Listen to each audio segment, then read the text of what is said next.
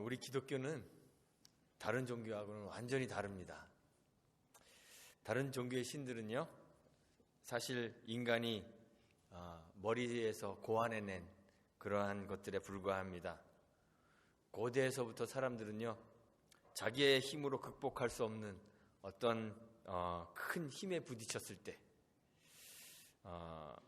자연에서 일어나는 수많은 일들에 대해서 사람들은 그 자연 현상이 왜 일어나는지 또 어떻게 해서 발생하게 되었는지 이해하거나 설명할 수 없기 때문에 그러한 설명할 수 없는 그리고 극복할 수 없는 그러한 일들을 보면서 그 뒤에 어떤 우리가 알지 못하는 초자연적인 힘이 있을 것이다 이렇게 생각하곤 했습니다. 그래서 그런 힘들, 우리의 이성으로 설명할 수 없는 그런 자연의 능력 이런 것들을 신으로 섬기게 되었죠. 그런데 하나님은 그렇게 해서 만들어진 신이 아닙니다. 하나님은 사람의 머리로 고안해낸 신이 아니라 오직 하나님만이 영원토록 존재하시는 참 하나님이십니다. 이성의 추론으로 만들어낼 수 있는 그런 존재가 아니십니다. 여러 제종교들은 자신들만이 가지고 있는 어떤 특별한 지식이나 깨달음을 통해서 진리를 찾아가고 그래서 진리를 찾다가 결국은 궁극의 존재에 도달하게 된다고 그렇게 가르칩니다. 그런데 기독교는 진리를 찾아가는 종교가 아닙니다. 기독교에서 사람은 진리를 찾거나 발견할 수 있는 그러한 존재가 아닙니다. 로마서 3장 11절에 보면 성경이 이야기하죠. 깨닫는 자도 없고 하나님을 찾는 자도 없다 그랬습니다. 진리신 하나님께서 자기를 계시하셔서 우리에게 자신을 보여주시지 않는 한 세상의 그 누구도 진리에 다다를 수 없습니다. 진리를 찾아갈 수가 없습니다. 하나님이 우리를 찾아오시는 것이지 우리가 하나님을 찾아서 나서는 것이 아닙니다. 이게 다른 종교와 우리 기독교의 차이점 중에 하나입니다. 그러므로 신앙과 구원은 절대로 구도자의 공덕으로 이루어지지 않습니다. 요즘에 구도자라는 말 많이 쓰죠. 도를 구하는 사람들, 도를 찾는 사람들이다.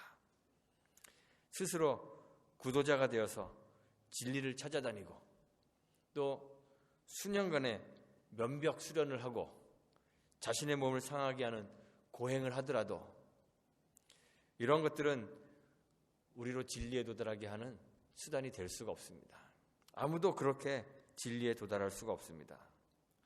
종교를 가지고 있는 많은 사람들이요, 심지어는 기독교에 입문하여 신자가 되려는 사람들 가운데서도 구원 얻는 것을 신앙의 목표인 줄 알고 종교 생활을 하는 사람들이 있습니다. 진리와 구원은 우리가 도달해야 될 목표가 아닙니다. 하나님이 주시는 선물입니다. 우리의 머리로 쌓아 놓은 그런 지식, 또 우리의 열심, 이런 것들은 구원의 길이 아닙니다. 그렇게 해서 구원이라는 목표에 우리는 도달할 수가 없습니다. 구원이라는 것은 우리가 도달해야 될 목표가 아니라 영원에서부터 우리를 예정하시고 선택하시고 우리에게 찾아오셔서 믿음을 선물로 주시는 하나님의 자애로운 은총입니다. 그 하나님의 은총에 우리의 구원이 달려있는 것입니다. 에베소서 2장 8절 그리고 9절에서 바울이 이야기하죠. 너희가 그 은혜를 인하여 믿음으로 말미암아 구원을 얻었나니 이것이 너희에게서 난 것이 아니요 하나님의 선물이라. 행위에서 난 것이 아니니 이는 누구든지 자랑치 못하게 함이니라. 우리의 어떠한 행위도 종교적 열심도 선행도 구원의 조건이 되지 못한다는 것입니다. 그래서 그러한 것들이 우리에게 자랑이 될 수가 없는 거예요. 누구도 자랑할 수 없다고 했습니다. 신앙의 길에는 자기를 드러내고 자기를 나타내고 자랑할 만한 그러한 개인의 공덕이 아무런 소용이 없다는 말입니다. 대부분의 다른 종교들은요, 다 공덕을 쌓아야 돼요. 공덕이 뭔지 아시죠? 선행을 하거나 또는 불교 같은 데서는 공양이라 그러죠. 공양을 하거나 또 수양을 하거나 이렇게 해서 자기의 공덕을 쌓아갑니다. 성경을 보면 유대 종교도 그렇게 생각했습니다. 율법을 준수하고 선행을 베풀고 공덕을 쌓아야 영생을 얻을 수 있다고 생각했습니다. 예수님 시대 유대인들도 그렇게 동일한 생각을 가지고 있었습니다. 그래서 예수님 비유에 등장하는 바리새인이 성전에 올라가서 기도할 때 그렇게 기도하잖아요. 도덕적으로 사는 것, 하나님 앞에 자랑하잖아요. 토색도 하지 않았고 불의도 행치 않았고 간음도 하지 않았습니다. 그리고 종교적 삶을 살았던 거 자랑하잖아요. 일주일에 2번씩 금식하고 소득의 11조를 드렸습니다. 자랑처럼 늘어놓았습니다. 그런데 이런 개인의 경건, 수양의 정도가 우리를 의롭게 만들어주는 길이 아니라는 것을 주님이 분명하게 말씀해 주셨습니다. 오히려 한쪽 귀퉁이에서 감히 눈을 들어서 하늘을 우러러보지도 못하고 머리를 숙이고 가슴을 치며 하나님 나를 불쌍히 여겨주세요. 나는 죄인입니다. 고백했던 그리고 참회했던 이 세리가 저보다 그 바리새인보다 의롭다 하심을 받고 집으로 내려갔다. 이렇게 성경이 기록하고 있습니다. 하나님 신앙이란 그런 겁니다. 내가 무언가를 하는 것, 나의 공덕을 쌓는 것, 내가 하고 있는 종교 생활이 나를 의롭게 만들어주지 못합니다. 그것이 나를 구원해 주지도 못하고요. 그것이 신앙을 정의 내려주지도 못합니다. 그런데도 우리는 신앙에 관하여 생각할 때 우리가 뭔가를 해야 되는 것으로 자꾸 생각합니다. 우리가 할 수 있는 거라면 무엇이든지 열심히 최선을 다해야 한다고 그렇게 생각합니다. 종교적으로 열심을 내야 한다고 생각하죠. 유대인들이 그랬잖아요. 성전 제사에 열심이었습니다. 흠없는 양이나 염소를 골라서 예루살렘 도시에서 피냄새가 가시지 않을 정도로 많은 제사를 열심히 하나님께 드렸습니다. 또 율법의 계명들을 준수했습니다. 각각의 계명들을 더욱 철저히 지키기 위해 계명들 밑에 세세한 규정과 규칙들을 또 만들어 놓고 그것들을 지켰습니다. 자기들의 종교를 만들어 놓은 것이죠. 그런데 이런 일, 즉 종교적 열심을 내는 것에 오늘날 우리 교회도 만만치 않습니다. 교회를 아름답게 건축합니다. 예수님 시대 예루살렘 성전처럼 그 건물, 그 건축에 사용되는 돌들의 웅장함을 사람들이 칭송했던 것처럼 오늘날도 아름답고 웅장한 외형의 교회들을 많이 짓고 있습니다. 유대인들이 각종 제사에 열심을 냈던 것처럼 예배에 열심을 냅니다. 매주일 예배를 드립니다. 어떤 교회는 1부 예배, 2부 예배, 3부 예배, 4부 예배, 주일에만 수없이 많은 예배를 드립니다. 또 매일 새벽 예배도 드립니다. 수요일 저녁에도 모여서 예배 드리고 금요일 저녁에도 모여서 또 예배 드립니다. 그리고 그것도 모자라서 집에서 TV 틀어놓고 또 예배를 봅니다. 각종 프로그램에 참여하죠. 전도훈련에 참여합니다. 뭐 제자훈련이니 전도 폭발훈련이니 이런 가정교회니 뭐 이런 수없이 많은 프로그램들에 참여하고 그것들을 이수하는 것으로 또 자랑합니다. 각종 구제사업이나 봉사활동 열심히 합니다. 교회들마다 무슨 봉사활동, 무슨 참여활동, 섬김, 조직하여서 시행합니다. 이렇게 바쁘게 종교활동을 하고 또 구제하고 선한 일을 하는 것, 그것들을 하면서 이것들을 신앙이라고 생각합니다. 그리고 우리 마음속에 생각하죠. 우리는 지금 하나님 나라를 건설하고 있어. 하나님 나라를 확장하고 있어. 그런데 하나님 나라는요, 우리가 만드는 것이 아닙니다. 하나님 나라의 건설자는 우리가 아닙니다. 예수님이 이 세상에 오셔서 공생애를 시작하시면서 뭐라고 선포했는지 여러분들 기억하십니까? 천국이 가까웠다고 했습니다. 주님은 우리에게 천국을 건설하라고 하지 않으셨습니다. 주님이 이 세상에 오시며 하나님 나라를 가지고 오셨습니다. 하나님 나라가 이미 우리 가운데 임하였다고 하셨지 우리 보고 천국을 건설하라고 하지 않으셨습니다. 누가복음 17장 21절에서 주님이 말씀하시죠. 하나님 나라에 대해 여기 있다 저기 있다 하지 못한다고 했습니다. 하나님 나라는 너희 안에 있느니라고 말씀하셨습니다. 하나님 나라는 우리가 만들어가야 하는 우리에게 주어진 신앙의 과제물이 아니라 예수님께서 우리 가운데로 가지고 오신 하나님의 선물입니다. 구원, 하나님 나라 이러한 것들은 그리스도께서 이 땅에 오셔서 우리 가운데 이루어 주신 것입니다. 예수님께서 이 세상에 오심으로 임마누엘, 하나님이 우리 가운데 거하시는 하나님의 임재가 이루어졌습니다. 세계의 주권자이신 하나님의 임재가 있는 곳, 하나님의 다스림이 있는 곳, 그것이 바로 하나님 나라입니다. 교회가 하나님 나라인 것은 교회가 행하는 여러 사역들 때문이 아닙니다. 그것들 때문에 교회가 하나님 나라가 되는 것이 아닙니다. 교회가 하나님 나라다운 어떠한 프로그램을 가지고 있기 때문에 교회가 하나님 나라인 것이 아닙니다. 교회가 하나님 나라인 것은 우리를 주관하시는 하나님의 임재가 교회 안에 있기 때문에 그렇습니다.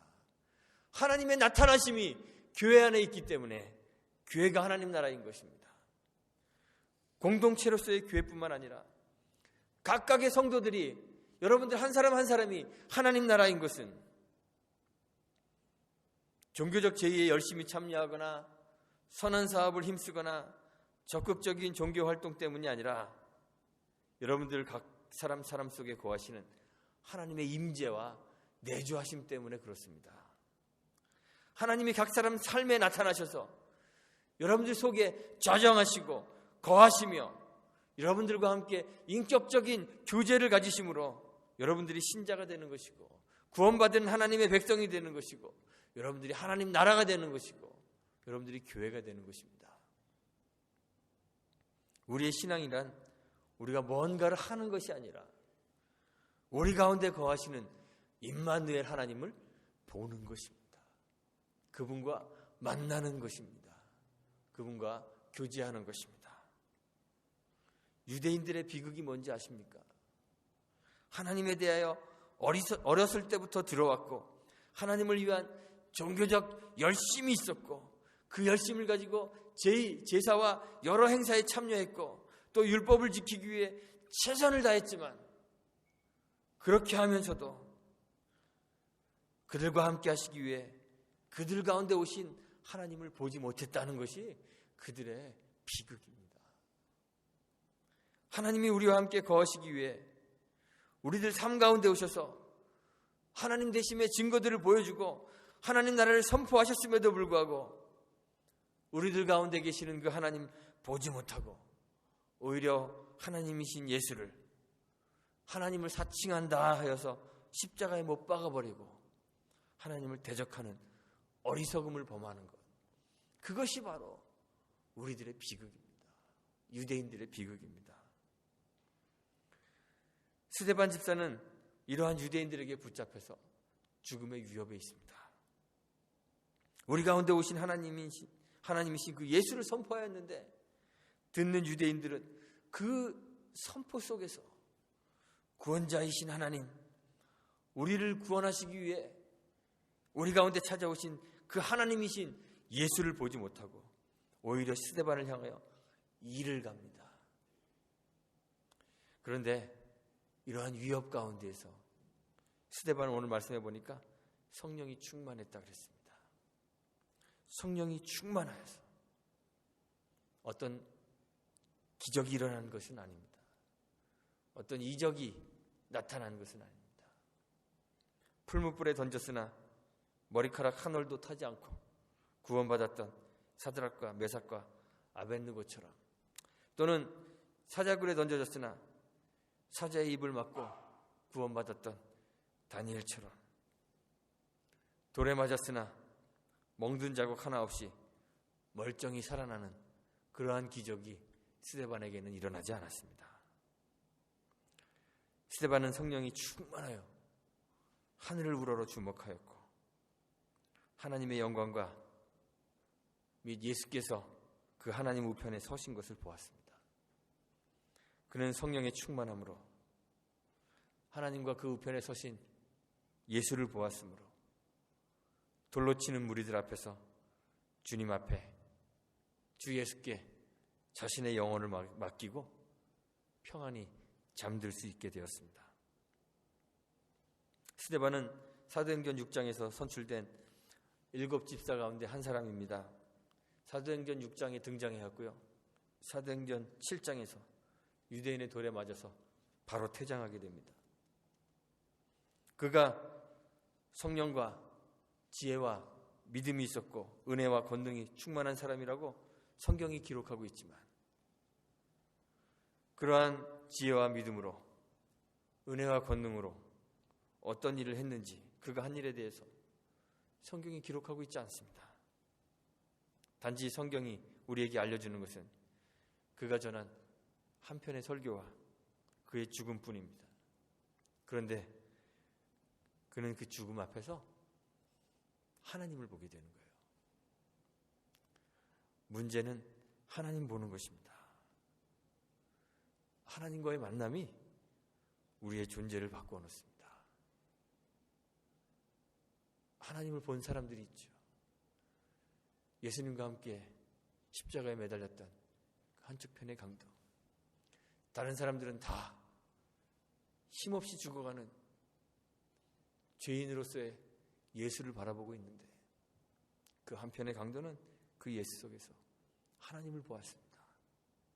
그래서 죽어가고 있는 자신과 똑같이 십자가에 못 박혀 무기력하게 죽어가고 있는 그 한 젊은이를 향해서 자신의 생명을 내어 맡기죠. 주님, 나를 기억하옵소서. 우리를 찾아오셔서 우리를 만나주시는 하나님과의 하나님과의 만남이 있어야 합니다. 그리고 우리 가운데 계시는 그 하나님을 보는 눈이 열려야만 합니다. 그냥 피상적으로 아는 하나님에 대한 지식, 종교적 지식, 윤리적 삶, 율법적 열심 이런 것들로는 우리가 신앙인이라는 사실을 보장할 수가 없습니다. 우리에게 꼭 필요한 것은 하나님과의 만남입니다. 그분이 우리들 마음 가운데 내주하시는 것입니다. 우리들 가운데 내주하시는 그 하나님을 믿음의 눈으로 보는 것입니다. 여러분들은 다 하나님과의 만남이 있으셨습니까? 하나님 만나셨습니까? 우리 안에 내주하시는 하나님, 그 성령님을 경험하시며 살고 계십니까? 우리의 삶에 간섭하시고 함께 하시는 임마누엘이신 그리스도를 여러분들 삶에서 인식하며 그분과 교제를 나누고 계십니까? 우리의 행위들, 종교적으로 열심을 내는 것, 예배에 열심히 참석하고 또 기도하고 금식하고 헌금하는 것, 선행을 베풀고 구제하고 사람들 섬기는 것, 또는 이렇게 조직된 교회의 일원이 되는 것, 신앙의 과정 속에서 반드시 필요한 것이긴 합니다. 그러나 이러한 행위들로 구원 얻는 것은 아닙니다. 구원은 선물이며 하나님이 우리를 찾아오시는 것입니다. 범죄한 아담을 찾아가 부르셨던 하나님, 아담아, 아담아, 내가 어디 있느냐? 강 건너 이방신들을 섬기던 땅에 거하며 그냥 살고 있던 아브라함을 찾아가 부르신 하나님, 그 하나님께서 임마누엘로 친히 우리를 찾아오셨습니다. 성령 하나님께서 우리를 부르시고 우리 안에, 여러분 안에 내주하셔서 구원과 하나님 나라를 선물로 주셨습니다. 하나님이 우리를 부르신 것은요, 우리를 종으로 삼아서 하나님 나라 건설하는 건설 노동자로 부려먹기 위함이 아닙니다. 하나님은 우리를 부르실 때 우리의 죄를 사하시고 우리를 자녀 삼아 하나님 나라를 선물로 주시어 그 하나님 나라를 상속해 하시고 자녀인 우리와 교제하기를 원하시는 것입니다. 우리가 신앙한다는 것은 다른 것이 아닙니다. 우리와 교제하기 위해 우리 가운데 거하시는 그 하나님 만나는 것이 신앙하는 것입니다. 우리는 왜 하나님이 우리와 교제하기를 원하시는지 알 수가 없습니다. 그 이유를 알 수가 없습니다. 삼위일체 안에서 완전한 교제와 교통이 있으신 그 하나님께서 왜 불완전하고 허물 많은 우리와 교제하려고 하시는지 우리는 그 이유를 알 수 없습니다.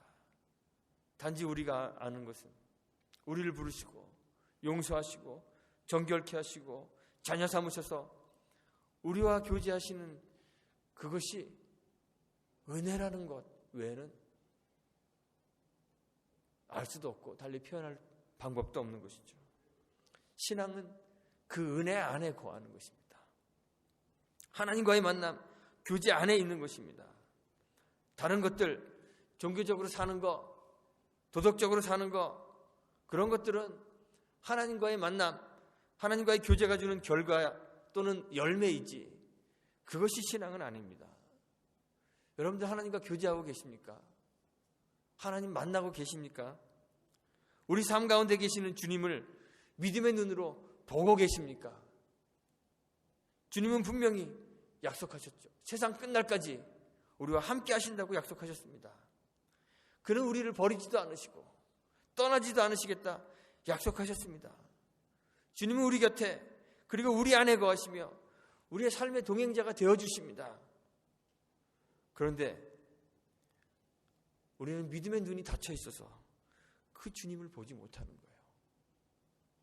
일상에서 함께 하시는 그 하나님을 보지 못하고 그냥 살아가는 것입니다. 특히 우리의 삶이 공경에 처했을 때, 우리의 뜻대로 삶이 이루어지지 않을 때 우리 하나님 보지 못하죠. 하나님이 곁에 계신다는 것을 알지 못하고 그냥 살아가는 거예요. 그런데 그때에도 어느 때이든지 우리 곁에 계신 하나님을 볼 수 있도록 우리의 믿음의 눈이 활짝 열려야 합니다. 스데반과 같이 역경 속에서도 자유로운 눈길로 우리의 삶을 바라보고 계시는 우리 주님과 눈을 맞출 수 있게 되어야 되는 것이죠. 우리의 평범한 일상 가운데 함께하는 그 하나님을 믿음의 눈으로 바라볼 수 있게 되기를 바랍니다. 하루 종일 생활하시면서, 일주일 생활하시면서 하나님 얼마나 경험하고 살아가고 계십니까? 하나님 얼마나 느끼십니까? 하나님이 여러분들 삶 가운데 여러분들 곁에 계시는 것을 느끼십니까? 확인하고 살아가십니까? 경험하십니까? 여러분들이 길을 갈 때, 여러분들이 운전을 하고 다닐 때, 여러분들이 일터에서 일을 할 때, 가정에서 자녀들과 이야기할 때, 대화할 때, 믿음의 식구들을 함께 만날 때 여러분들 하나님이 여러분 곁에 함께 계시는 것을 경험하십니까? 아니, 그럴 때뿐만이 아니라, 그럴 때가 아니라 예배하는 이 순간, 이 자리에 지금 주님이 여러분들 곁에, 여러분들 안에 함께 계시는 것을 경험하고 계십니까? 우리는 주님 없이 살고, 주님 없이 행동하고, 주님 없이 예배하고 있는지 모르는 것입니다. 일상 속에서 하나님 다 만나시는 여러분들이 되기를 바랍니다. 베드로전서 4장 11절에서 베드로가 이야기하는 것처럼 하나님의 말씀을 하는 것처럼 말하고 하나님이 공급하시는 힘으로 하는 것처럼 살아가는 믿음의 사람들이 다 되시길 바랍니다. 주님을 보므로 스데반과 같이 우리의 영혼을 주님께 의탁하고 주의 인도하심에 삶을 온전히 맡기고 믿음의 길을 걸어가는 저와 여러분들이 다 되시기를 주님의 이름으로 축원하고 부탁드리겠습니다. 기도합니다. 하나님 감사합니다. 우리는 눈이 어두워 우리 곁에 계신 주님을 보지 못하고 살아갑니다. 주님을 보고 주님을 만나고 주님과 교제하는 것이 우리의 삶이고 신앙인데 우리는 주님 없이도 불편함 없이 잘 살아가고 있습니다. 주님이 곁에 계시는 것 느끼지도 못한 채 예배한다고 예배 자리에 나와 있기도 합니다.